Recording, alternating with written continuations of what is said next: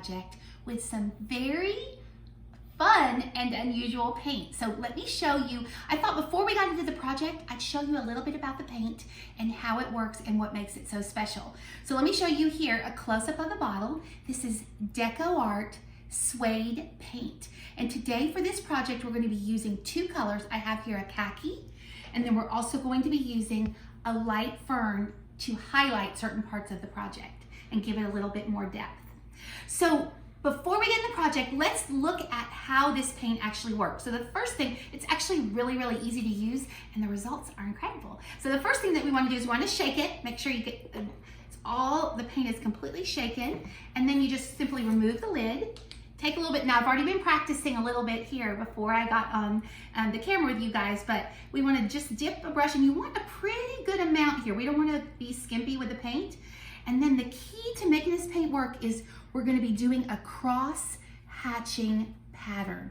And the reason for that is because the paint has a slight texture to it. We want to make sure the cross hatching pattern actually activates all of that texture and gives the appearance of suede. Now it's a little bit hard to see here because this paint is still wet, but you can probably tell here a little bit just the rough texture and the illusion that this is actually a suede-like surface. So that's exactly how the paint works. I just wanted you guys to see the principle before we got into the project. Are you ready to see what we're gonna do today and make our fun hook project? Okay, let's go. Now before we get started, let's look through the supplies that we'll need for this project. Since we are here at home, I basically found some supplies around the house that I thought might be fun to use.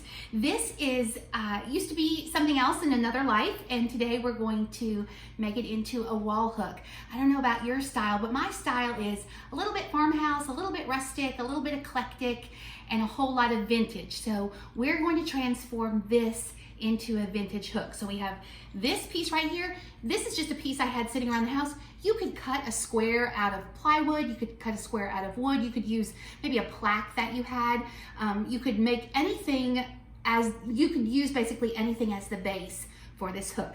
The second thing that I found around the house are these pieces this is just a floor molding project that we were working on, and I thought this would be a really fun, I don't know if y'all can see there, but the texture and the grooves in this piece of molding. I have some other examples. This is one piece we were using. Here's another piece that we were using. I wanted to add this in here to give us a base for our hook and to really give us a little bit of depth and texture for the project. So, and the third thing that we're going to use is this is just a basic hook. You can get it at any hardware store. All of these craft supplies I had around the house.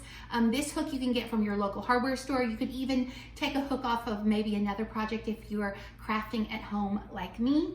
And lastly, we're going to show you the paint that I already used. We're going to use this for this project, this suede paint in khaki, and then this suede paint in light fern.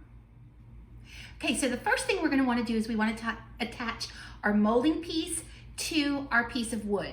So I've already seen, as you can see here, I've already pre-drilled the holes into this piece of molding, and you simply place it in the center of the piece of wood, and then you want to make sure that your screw is long enough to go completely through the molding piece into the piece of wood. You're going to take your screw and line it up like this, and then you want to make sure that your drill is straight on like this.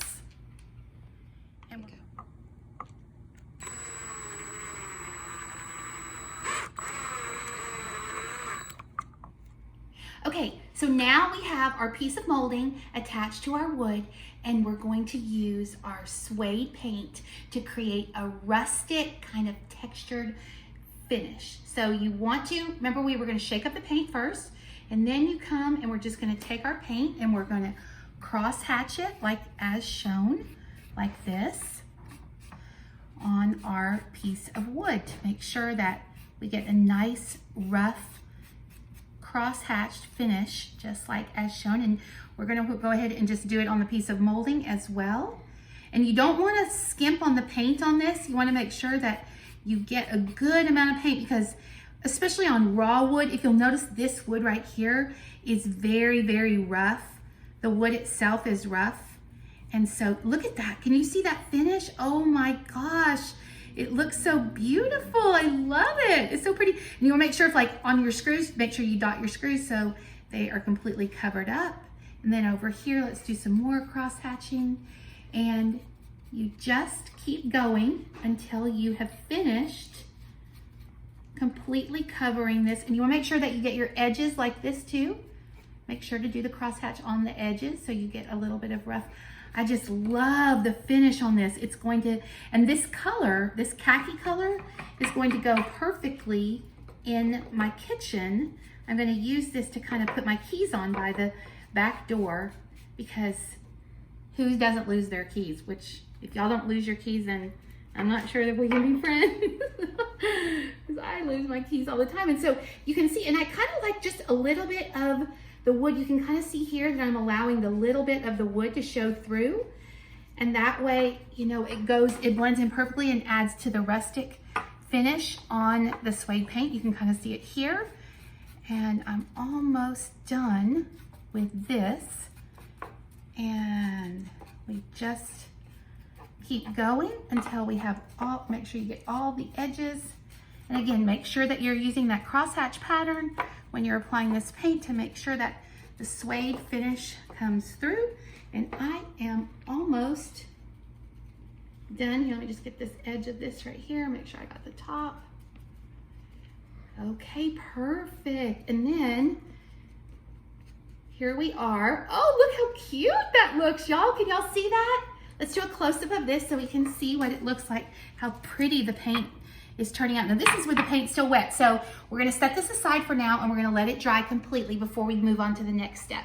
Okay, so our painted wood it's almost dried. It has a few little wet spots, which are fine because we're gonna go ahead and blend the two paint colors together. So the next thing is, again, we're gonna use another brush, and we want to go ahead and we're gonna do just a light cross hatch on certain areas of the wood. I don't know if y'all can see that. We're just giving it a little bit of highlight. We don't want to spend a lot of time, but can y'all see how that's just picking up the kind of the curves and the surface here? We're just trying to give our project just a little bit more depth with this. This is called light fern. And so it's just a green that has just a hint of, it's a good idea. One quick tip whenever you're painting is if you use a base color and then you go back and use an accent color, then it is a great way. Oh my gosh, look at the mottled, I don't know if y'all can see the kind of the mottled finish of this, how pretty it looks, and it kind of creates the appearance of a suede on our wood. I think it is such a pretty finish. So let's just go ahead and make sure we lightly cross hatch around the sides of it. And so there we go. We have enough of our accent color now. So we want to go ahead and set this aside and let this completely dry before we attach our hook. Okay, our completed hook base is all ready to go. The last thing that we need to do is we're just going to attach the hook up here at the top, and then it's ready to hang.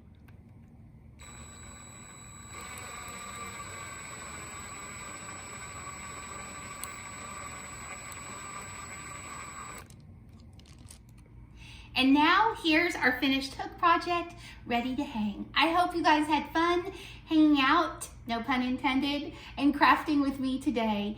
Thank you, a giant shout out to DecoArt and this amazing suede paint. It was a great product to use, and I had so much fun. Here's to all the crafting and all the painting projects yet to